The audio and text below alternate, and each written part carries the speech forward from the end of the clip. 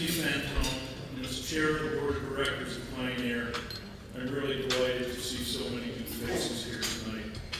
And I'm honored to be able to introduce our keynote speaker this evening, Mayor Martin Walsh.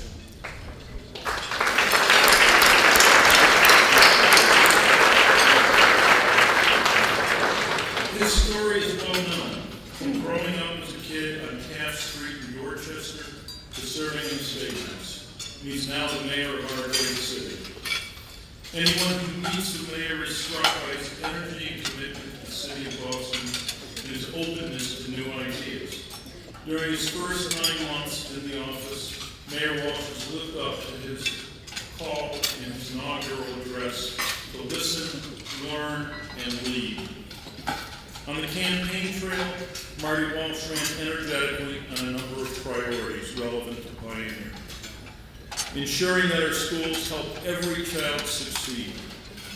Increasing the trust and transparency in city government. Strengthening our economy and creating jobs. And improving public safety and ending gun violence. He built bridges to former opponents and created an ever-expanding circle of supporters, influence, and reach. He's leveraging a strong foundation of engagement across the city that included his service as a state representative and his leadership in construction and labor issues.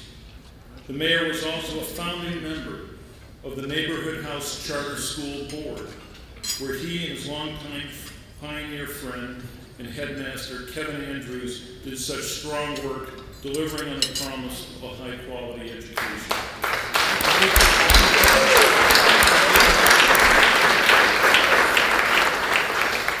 Mayor Walsh has wasted no time after his election.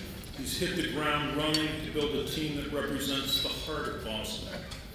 He's taken on difficult and challenging issues that include casino gambling and the far-reaching policy reforms now in place at the Boston Redevelopment Authority. As Jim noted earlier, Massachusetts residents are often surprised to learn that state government has a long way to go to advance basic technology in the delivery of public services. Mayor Walsh has taken important steps towards making Boston one of the most progressive cities in the country for technology and innovation. A few months ago, he signed an order to make the city's data open to software developers and the public at large, proof of his commitment to government transparency and projects that are improving the life of city residents. More recently, the mayor has launched a program to give entrepreneurs easy access to the permits and licensing information they need. Digital kiosks that provide these resources are now set up throughout the city. He's reached out to the tech community by organizing various hackathons and has been effective in pooling the city's most talented and civic-minded programmers and tech visionaries. And we will hear later this evening the City of Boston is a runner-up with its highly innovative City Hall to Go truck. Boston is clearly on its way. We look forward to your thoughts, Mayor, on how Boston will continue to connect and engage our citizens, tackle the difficult issues, and bring services directly to the people, small businesses, and the neighborhoods of Boston. Please welcome Mayor Martin Walsh.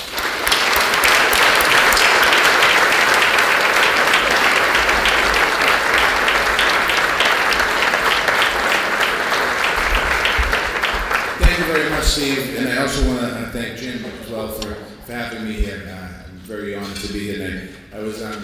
Steve was giving the introduction, and I think he said half of my speech. So I don't know what to do now, and I'm saying, Jim, what should I talk about? Everything I want to talk about is in the speech, but we'll touch a little bit. I'm going to take some questions either as well. I want to thank you all, and I want to congratulate the winners of the awards. These are exciting, particularly City Hall as well. And I'm going to talk a little bit about that. My administration, one of the things that Steve spoke about was what we're doing around innovation. And I think that that's important. And this also means when we talk about innovation and premium innovation, we also talk about empowering the private sector, which helps drive our economy. And that means bringing new ideas to City Hall and make sure that our own performances improve. But it starts really with the data dashboard in my office. been in the newspaper a little bit. In my office, we just installed the other day a brand new 4 TV monitors with a big HD screen, not as big as that, but getting there. And the infrastructure put in there, we didn't have the data jacks in there to hook this machine up. We didn't have, when I first got elected, we didn't have a computer on the desk. I didn't have voicemail on the phones. And I thought to myself, we truly have to make some changes here. And a lot of changes. People are coming. And between the period I was elected and sworn in, I had the good fortune of going down to New York. And I sat down with Mayor Martin. And I went to his office. I was waiting in the hallway for him to meet with him. And they brought me into his office. And I thought it was a mistake because it was a room that was wide open with cubicles that were, 3-foot cubicles. And there was, up the back of the room, there was like a little kitchen area. And there was 4 or 5 tables with clocks on it. And I'm waiting for the mayor. I'm thinking I'm going to this guy's office at City Hall in New York City. And I said, well, is this his office? He said, yes, where is he? He's right there in the middle of the floor.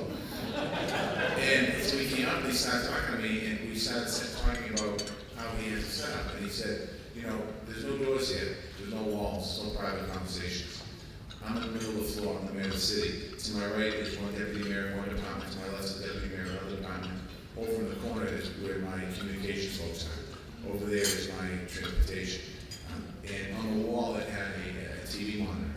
And they had a stock market on there and had different metrics. I said, what's that? He said, that's some of the important data that I use every day. What I saw in there was how many people would call 311 in the course of the day, how many 911 calls made in the course of the day. And I started thinking to myself, well, I thought that's really incredible. So when I left there, I learned a whole bunch of other stuff, and I went back so I could sworn in the City Hall, and I realized that I can't have an open program like that. If I take a wall down, the whole building's going to collapse. So, yeah, it is all right. I see a place to go in the meantime. You're right. Maybe they'll be hanging out. But so we started to put the metrics together. And as I started to build the office, I thought outside the box my chief of staff. My chief of staff is a gentleman by the name of Dan Corp, who is 29 years old, and he was chief of staff for Ariana Huffington at Huffington Post.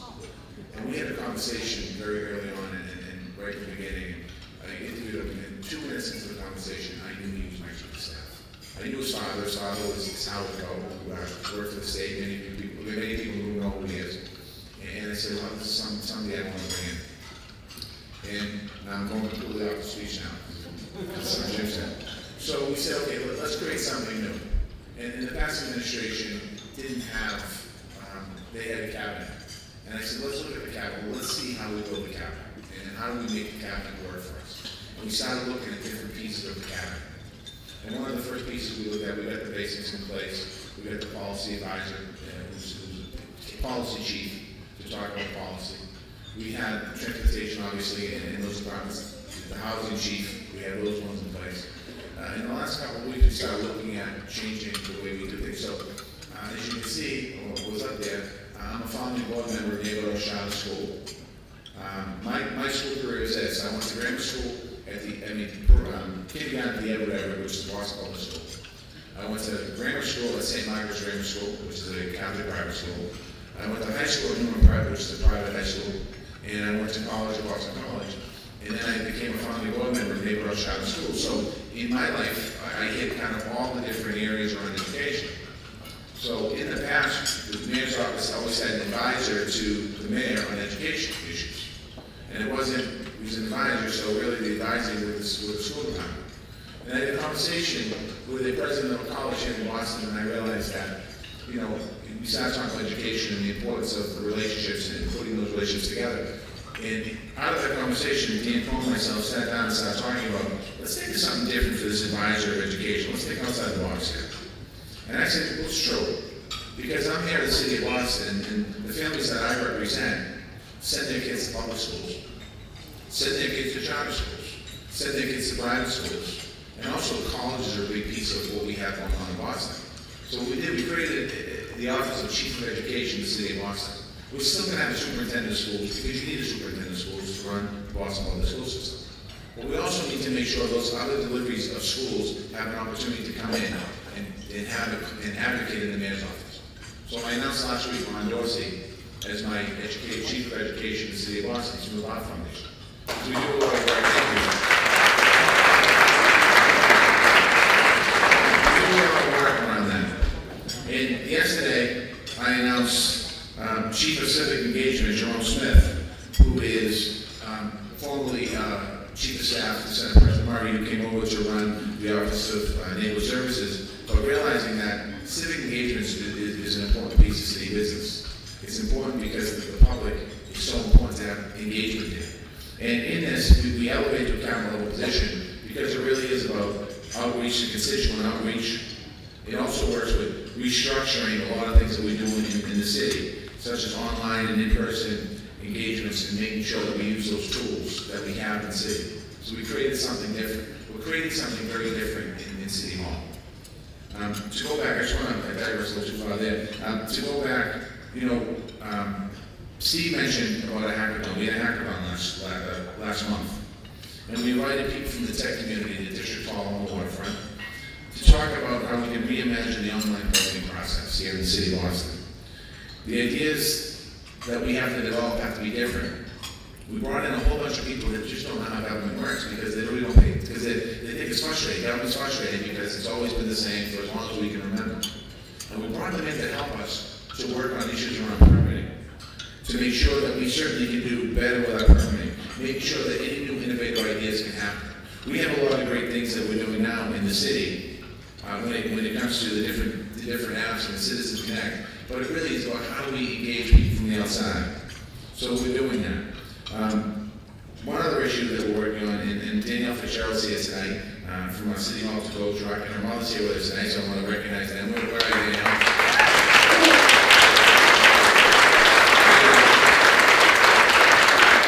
Next to my good friend and former colleague, Charlie Murphy from Burlington. Thank you, Representative.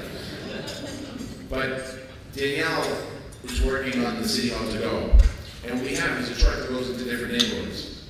And people appreciate that when we bring City Hall to the neighborhoods. It's not quite what Kevin White did 40 years ago with little city halls, but it's an opportunity for us to bring City Hall to neighborhoods. We're being nationally recognized. It allows people that opportunity for a human touch. It also makes people smile so they don't have to come to City Hall and wait in long lines. And it's something that it's important for us to continue to think outside the box. And I think that in city government we have to do that. You know, we also have a whole bunch of other initiatives in city hall that we use. We have the Mayor's Hotline, and this is going to fall under Jerome Smith. And in the past, the Mayor's Hotline was one department, Office of Neighborhood Services was another department. We have department heads and all this other stuff going on. And what we're doing now is we're consolidating to bring more efficiency to governments, so that we can take some of the money that we had before and even put into more bodies and more resources and upgrade our technology. We're doing civic academies in City Hall, in the city. These are new training programs to help people get involved in their community and to get people energized. And some neighborhoods have it, some neighborhoods don't. When I was running for mayor, I had this event called Mondays with Marty, where I go around to the neighborhoods and listen to people's concerns as a candidate for mayor. Since I've been elected mayor, I'm keeping Mondays with the mayor open. I'm going around to different neighborhoods. I've done 3 so far, and we're going to do more. And when I go to these meetings, there's no script. There's no picking of people to ask me questions. It's simply let people ask me questions they want to ask. And people are excited the fact that they can come and talk to their mayor. The mayor was great. He was all over the place. They had a chance to talk to him. But this is a setting where we actually get to sit down and talk about a whole bunch of issues about what we're doing in the city. We're also have done a lot of chats, Twitter, Facebook, and Reddit. And we're doing those chats, and we're engaging younger people. We had a Twitter chat the other day for college students to talk about getting college students engaged in the city, because that's a way to reach out to people and talk. And it allows these tools allow us to be responsive to residents as well. And I think that that's very important. We have Citizens Connect, and that's a program that was there before. But if you leave here today and you see something on the street, you'll link, you take a picture of it, you hit send it to Citizens Connect. When it gets fixed, they take a picture, send it back to you, say it's fixed. And that's something that we have to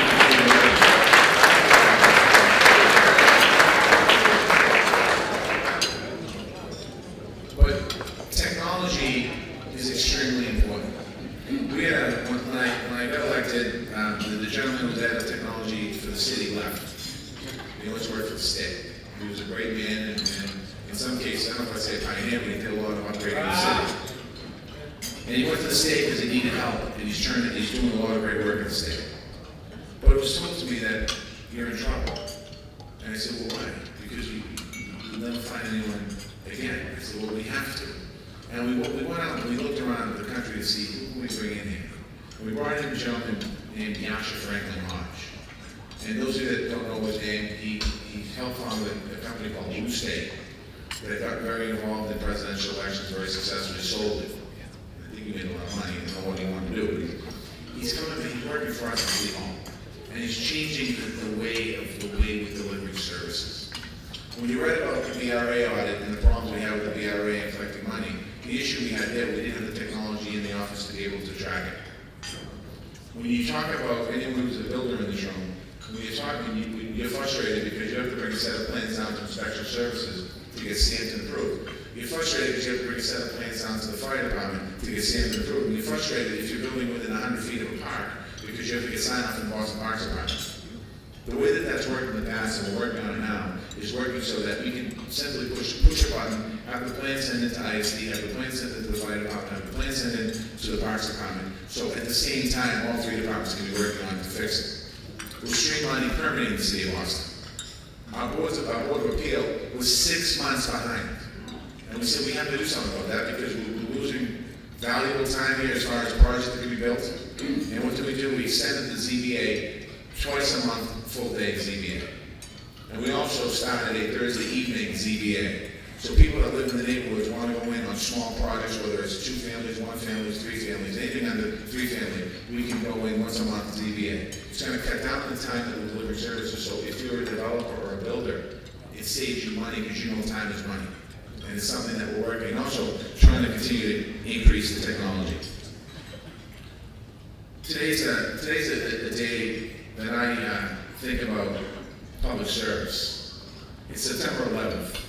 You know, we've taken a lot of time today to remember those who we lost 13 years ago in the flights that left Boston and elsewhere else in the towers of New York. This morning I was honored to lay a wreath to the 9/11 memorial at the Boston Public Gardens in tribute of 206 people that lost their life in connections to Massachusetts, and the attacks in total took over 3,000 lives. The numbers of people, public servants that day that lost their life: 343 members of the New York City Fire Department, 23 officers of the New York Police Department, 37 officers from the New York Port Authority, 15 EMTs, and 3 port officers. The sacrifices that they made reminds us that people put their lives on the line every single day in public service. Men and women, police officers, firefighters, their selfless dedication as public employees to protect everything that's good for us. When I first got elected mayor of Boston, very early in my term, I got a phone call in my office that there was a fire on Beacon Street. I was actually, believe it or not, negotiating a firefighter's contract. And I got a phone call, and I just kind of hit into the voice. It was a phone call from the president of the union, and I hit voicemail because I was in negotiation, and I'm like, this is crazy. And in my office came one of the women outside the door and said, there's a 5-alarm fire in the back bay. And then I realized I called Richie Paris and said, what's going on? He goes, there's a 7-alarm fire in the back bay. There's 2 firefighters trapped in the building. And I jumped in my car and we drove down to the site. And it's something that I didn't want to do, ever have to get that phone call. And I stood on the sidewalk for 5 hours and I watched one of the firefighter, Mike McKinney, had been taken out of the building and he died on his way to the hospital. And Lieutenant Eddie Walsh was in the building. And I was watching his brothers and sister firefighters coming. I weren't in work that day, coming, wanting to go into the building. And I realized the job they have, how dangerous it is protecting us. A few weeks later, I got a phone call that a young police officer who had been injured during the marathon bombing and been a hero during the marathon bombing was working out and had an aneurysm and he died. And I went to the hospital and I saw young police officers, men and women, black and white, crying because this young man had such an impact in their life. And I realized about the importance of public service. And we're asking men and women every day to risk their lives on the job. And their life is a non-negotiable asset. So I think it's important for us to be able to treat our public employees, and for me, to treat our public employees fairly. it's also the way I use my management style in the city of Boston. I try to create positive change by working collectively with people and by talking about understanding the importance of the job that they have, and also by treating them with respect. And I'm happy to say that, we've been able to do a lot of good things. We've been able to work on some reforms that we needed, and we've had support with those reforms. We've been able to lead in a positive direction by building people up and not tearing them down. As chief executive of the city, I'll have disagreements with my public employees, there's no question about it, I've had them already. But I'll never question their right to exist, because we need a partnership here with them. And we can have a disagreement, but we have to have mutual respect. And by doing it in a very short period of time, I feel that we're proving a winning strategy for taxpayers in the city of Boston this year. Plenty of observers said that I would never be able to reach a contract with the firefighters. The last time we had a contract in the city of Boston without going to arbitration was 11 years ago. So I was able to sit down on both sides and work out an agreement that saved the city of Boston millions of dollars. And since that time, I've been able to get some real reforms as far as hours and the way that shifts happen in the fire department. God bless you. And I feel it's important. We've also been able to secure contracts after the arbitration last year with the Boston Police Patrolman Association, without going to arbitration, of the superior officers and superior detective unions. We're able to work with the librarian, that came in, by the way, under the BPPA award. So the benchmark was the Boston Police Patrolman Association award, but by having a mutual respect, we're able to get under that award. Librarians, we had a problem in Boston with trying to open libraries on Sundays and the weekends. And when I came in, the contract proposal was double time for Saturday and Sunday. And we stepped up to the table and started making conversations. And we're able to open our libraries on Saturdays and Sundays this year at straight time, be able to make shift changes. That was important for us to get this thing going.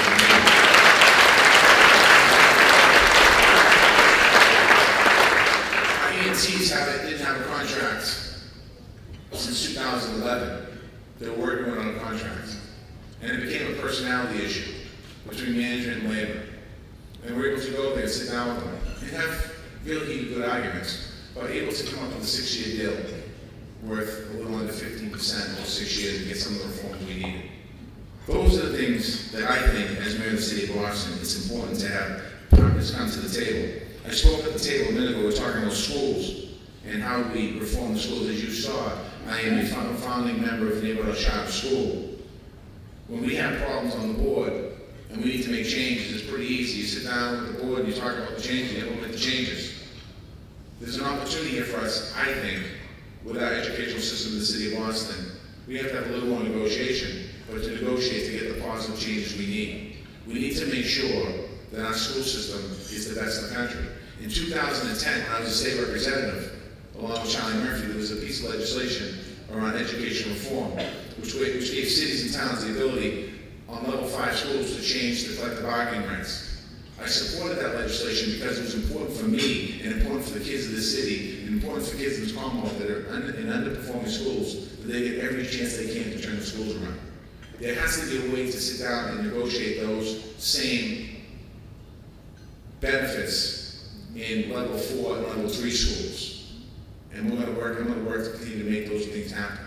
Because I think here in Boston, we have a lot of great people in this room that care about public education, in this room that support charter schools, in this room that want to see every kid advance and do great things. And as mayor of the city of Boston, it's my job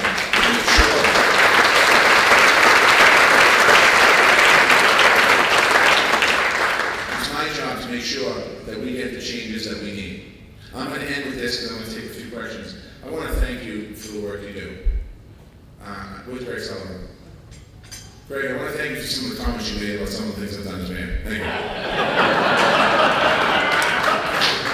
you. Greg Sullivan is a great man, former member of the House of Representatives. We have a bond. That bond always stays there. I want to thank you for what you do. I know that sometimes, and I'm actually coming here tonight, for me, and Jim will say this, and Charlie Murphy said on the hallway, in 2010, I don't think the Pioneer School would have asked me to come speak to them. After what the papers did to me last year, I don't think they do it either. But it's important.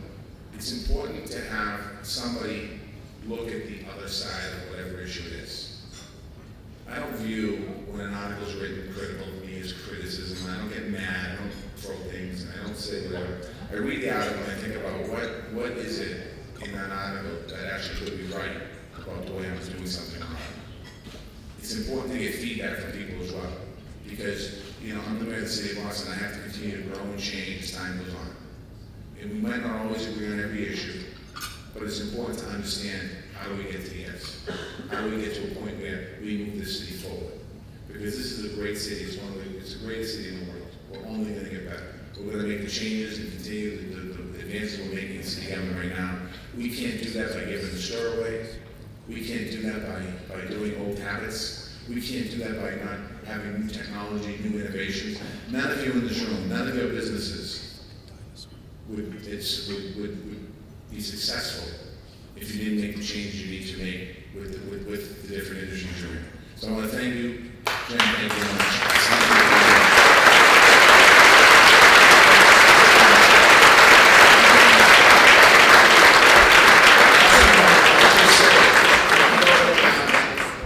My former lieutenant governor, who I served with, I was a rep, she was lieutenant governor, who was a champion on addiction services in the Commonwealth of Massachusetts, Terry Haley. Thank you very much.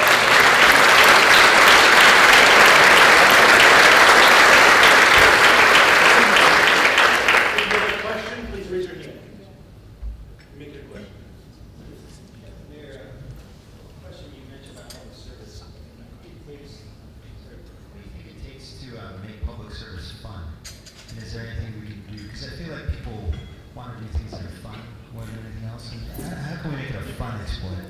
Well, I can tell you this: people in City Hall, I hear it almost every day that they love going to work, because I think it's important to empower people. With all what's going on with the BRA, and we're going to be auditing the planning process, and the paper said I was going to blow the BRA up. I never said blow it up. I'm going to make adjustments that need to be made.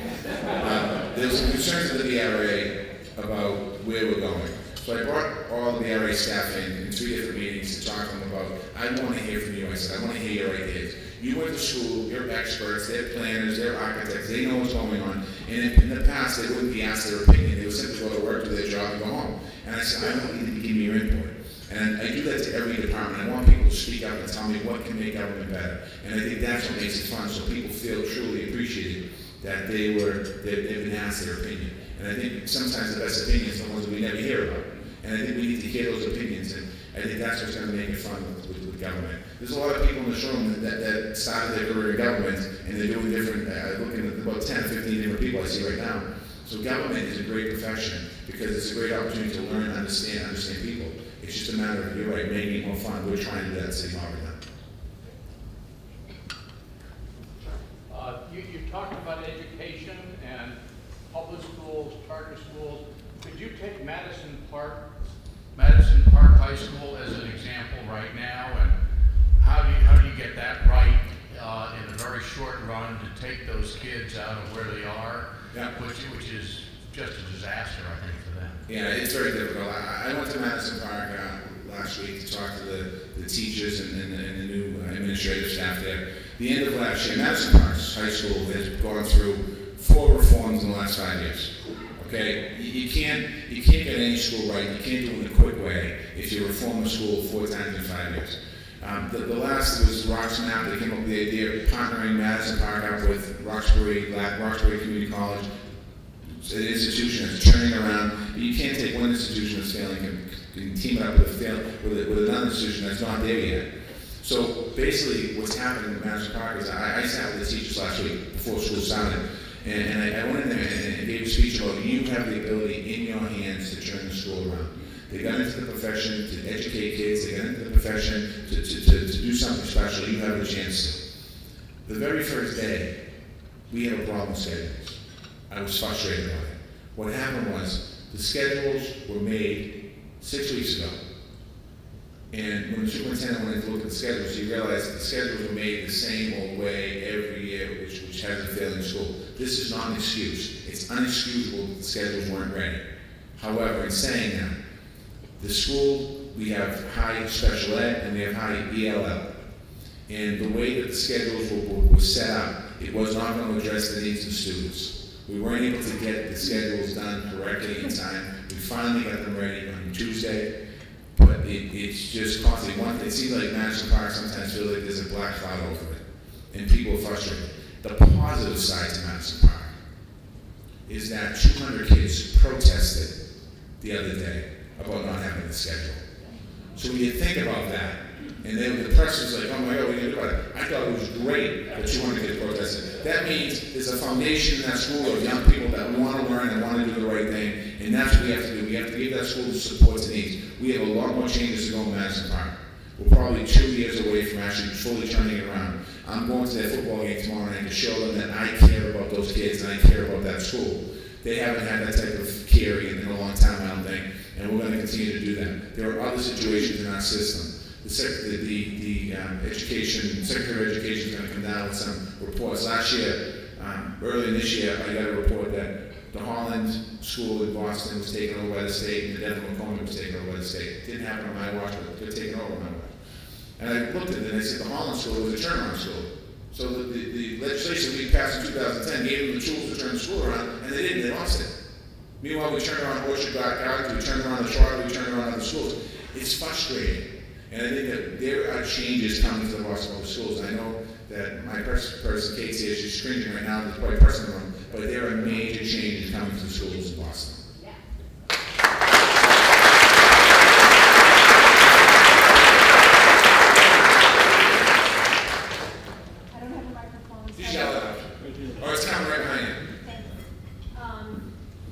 I have been a small business owner for the past 13, 14 years, and I have spoken to a number of people also who are in the small business industry. Quite frankly, we have sort of been chewed on little by little by taxes and regulations in the state of Massachusetts. And I know it's not a surprise that there are quite a few small businesses that choose to either go out of business or to move out of Massachusetts. My question to you is, what ideas, what strategies, I don't need you to, come up with the major idea right now, but this is a real concern to us. The small business owner is the one who employs the people, and we grow. Well, thank you. I'll just give you a couple of quick things we've done in a very short period of time, and then it's a large discussion.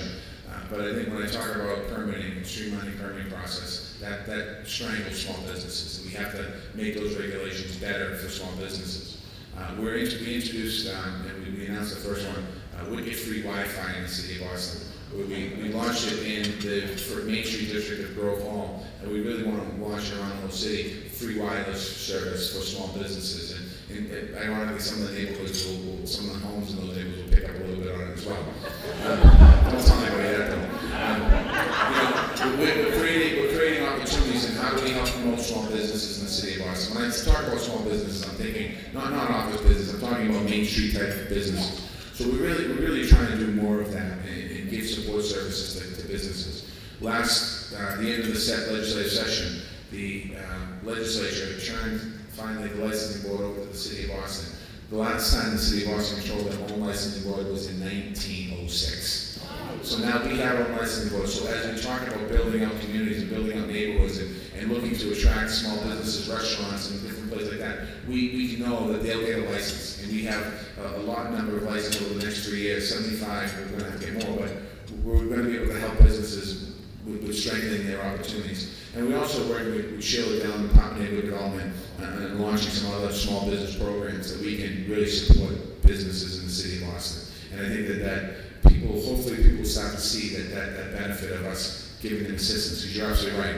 A small business does so much for a neighborhood. If anyone lives in Rosendale, you saw what small businesses has done in Rosendale Square. It's completely transformed that square. And we have good restaurants there, there's good little shops there, and it's important for us also to recognize them, to try and push some neighborhood people to go shopping there as well.